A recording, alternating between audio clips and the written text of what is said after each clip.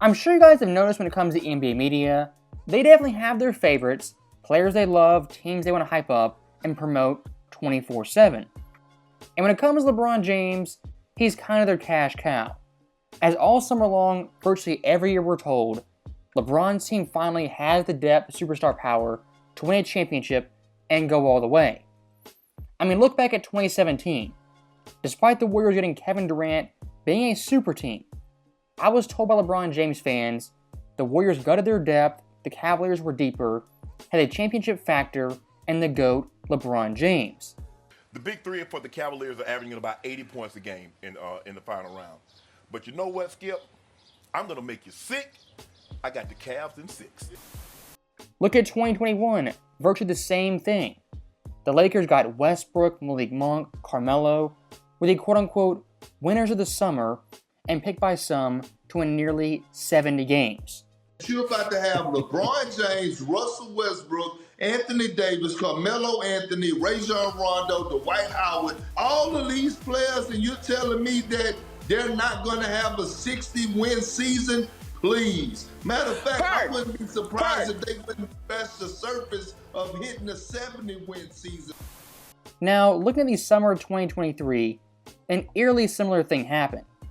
As all summer long I was told, Rob Pelinka was a genius, he was playing 4D chess, the Lakers' big three was the best in the NBA, they had tons of depth, and Lakers finally are the favorites to come out of the West yet again.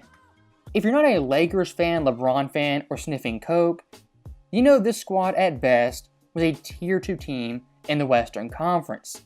And so far for Lakers standards, the media standards, they've been floundering. As right now, they're barely above 500, the 9th seed in the West, with the 24th best offense in the entire league. And the 2023-24 Lakers are yet again a case study of how the media overrates LeBron's teams, overhypes them, and then when they fail, they blame everyone but LeBron James. This constant goalpost moving, goalpost shifting, it's been happening for the past decade. And looking past the NBA media at LeBron himself, he's no stranger to making excuses for his poor roster and even poor play. I mean, this Christmas, after losing to Boston, he said the Lakers, quote-unquote, didn't have time to gel, get healthy, like the Celtics. Now this right here is a blatant lie and a blatant excuse, as Boston this summer underwent drastic changes that the Lakers didn't. Of course, getting Drew Holiday, Porzingis, losing Grant Williams, Marcus Smart, Rob Williams, and Malcolm Brogdon. Yes, Tatum and Brown, the Celtics core, is largely intact, but for those pieces they lost, that was a massive part of their playoff run and finals run from 2022. And trying to use injuries, players missing time as an excuse, I'm just not buying. As so far Porzingis has missed way more games than Anthony Davis, who's labeled Mr. Glass. Oh, no. No! And one thing that really does bug me a lot, I've never seen the media be kind of in bed with a player as much as the media with LeBron James. When you have big, prominent voices at really every network, every show, pushing LeBron narratives, Lakers narratives, it does get pretty annoying. Of course, the Mount Rushmore, Nick Wright, Perkins, Shannon Sharp, guys of that ilk, we know where they're coming from and how they're going to spin stories. But on the flip side, is there really any anti-LeBron fan outside of Skip Bayless, who's largely irrelevant? I really don't think there is. So when it comes to the media, they really are pro-Lakers, pro-LeBron, and pro that team making trades and winning championships. So you know what? Lakers winning the West, winning the title, and then that GOAT debate that we were having before, that's over then. Year 20 title, LeBron, give me a break.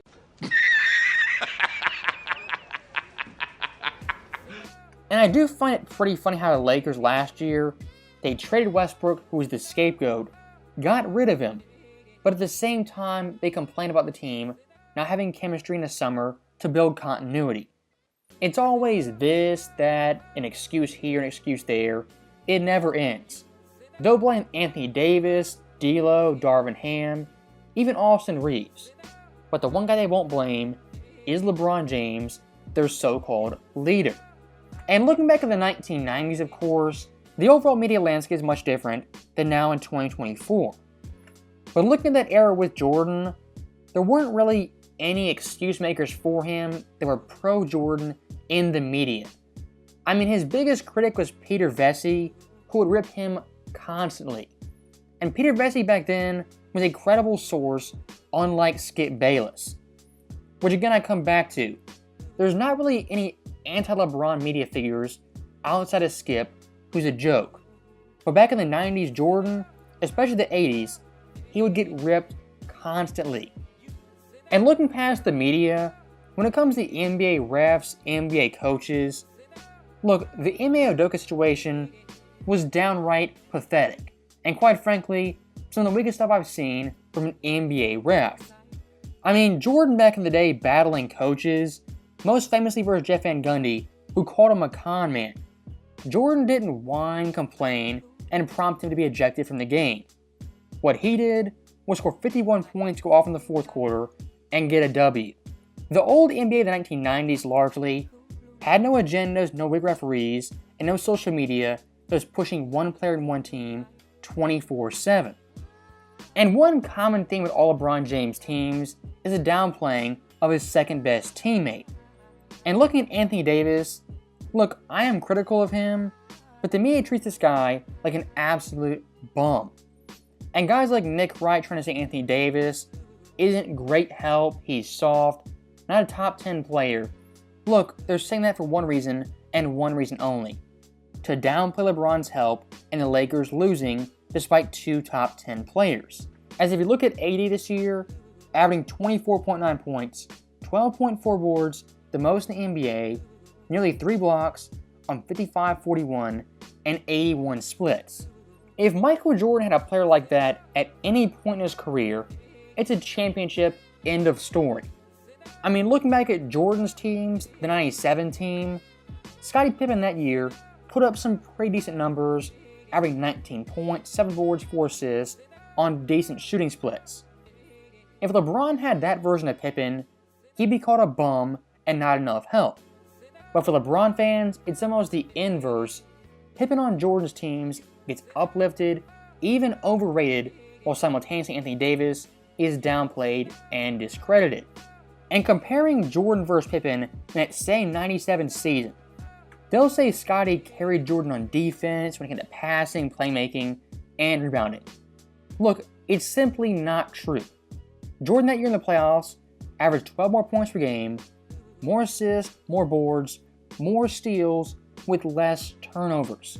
If you gave LeBron at any point in his career that 97 Bulls team, the media would spin the narrative that Bulls team wasn't enough help and not a good supporting cast.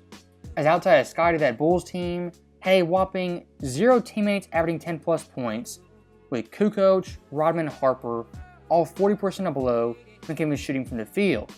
And historically speaking, that 97 Bulls team is second lowest scoring supporting cast for a championship winner. At this point, to claim Michael Jordan had more help in his career, it can't be argued in good faith, as when it comes to all those Bulls teams, it was Jordan and Pippen as the lone All-Stars. And for 2 of those championships, Pippen wasn't even an All-Star and Jordan was going solo as the only All-Star. And of course, having Rodman, he was a great addition. But when they got him, he was a cast-off who largely was past his prime and over the hill. LeBron having numerous super teams in Cleveland, Miami, and of course Los Angeles. In addition to those super teams, he's had numerous failures at all those spots with said teams. Look at the 09 Cavs. Despite the best record in the NBA, failed to make the NBA Finals. The Heat in 2011 blew it versus Dallas. Lakers 2022, despite having the Big Three being the championship favorites, missed the playoffs. It's a simple fact Jordan, at any point in his career, didn't have as much help as LeBron James in any of those spots. And as you guys know, Jordan not once played pseudo GM, trying to get players traded, asking for players, certain guys to be drafted. He never did that. So when it comes to Lakers this year, again, having massive hype, massive expectations coming into the season, once again that narrative is shifted to LeBron and Lakers having no help, them being bums, and need to get someone like a Zach LaVine. At this point, it's clockwork, it's so predictable, and downright annoying.